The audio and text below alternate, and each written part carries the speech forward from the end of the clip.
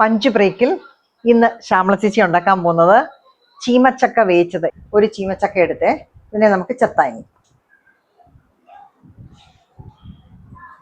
അപ്പം മുഴുവൻ നമ്മൾ ചെത്തിയിട്ടുണ്ട്. അപ്പം ചക്ക അരിഞ്ഞു വെച്ചേക്കുന്നത് എന്താ? ഇടിച്ചക്ക ഈ പരുവത്തിന് അരിഞ്ഞു വെക്കുക. ഇനി വേണ്ടിയ സാധനങ്ങൾ: ഒരു 5 തണ്ട് കരിയാപ്പല, ഒരു 20 വെളുത്തുള്ളി. ഇനി എന്തൊക്കെയാ വഴറ്റാൻ വേണ്ടിയെന്ന് നോക്കാം. ആദ്യം നമ്മൾ അരമുറി തേങ്ങാക്കൊത്ത് വറുത്ത് കോരി വെക്കാം. ഉള്ളി 2 സവാളയുണ്ട്, ഇതിനെ നമ്മൾ വഴറ്റും. അതിലേക്ക് ചേരേണ്ടിയ പൊടികൾ: 1 ടേബിൾ സ്പൂൺ മഞ്ഞൾ പൊടി, 2.5 ടീസ്പൂൺ മുളക് പൊടി, 1.5 ടേബിൾ സ്പൂൺ മല്ലിപ്പൊടി, 2 ടീസ്പൂൺ നിറച്ച് ഗരം മസാല. എണ്ണ ചൂടാകുമ്പം അതിലേക്ക് നമുക്ക് തേങ്ങാക്കൊത്ത് വറുത്ത് കോരാം.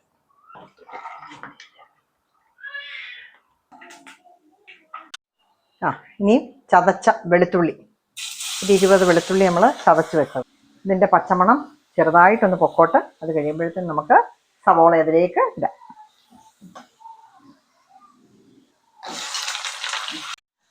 അങ്ങനെ 1 ടീസ്പൂൺ ഉപ്പിടുകയാണേ, ഇതൊന്ന് വഴലാനായിട്ട്. ഇനി അതിലേക്ക് നമുക്ക് കരിയാപ്പില നിറുത്ത് വെച്ചതും കൂടെ ഇട്ട് കൊടുക്കുകയാണേ.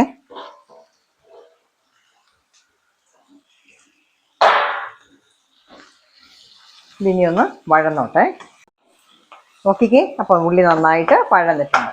അപ്പോൾ ആദ്യം നമ്മളിതിലേക്ക് മല്ലിപ്പൊടിയാണ് ചേർത്ത് കൊടുക്കുന്നത്.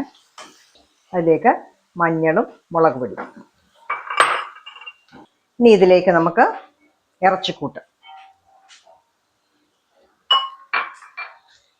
അപ്പം പ്രഷർ കുക്കറിൽ നമ്മൾ വഴറ്റിയ അരപ്പ് ചക്കയും കൂടെ ചേർത്ത് നമ്മൾ ഒരു വിസിൽ വന്നാണ്. കണ്ടോ, നല്ല ഇറച്ചി വേവിച്ചതുപോലെ വേവിച്ചു. ഇനി അതിലേക്ക് കടുക് വറുത്ത് പൊട്ടിച്ചത് അതിലേക്ക് ചേർത്ത് കൊടുക്കും.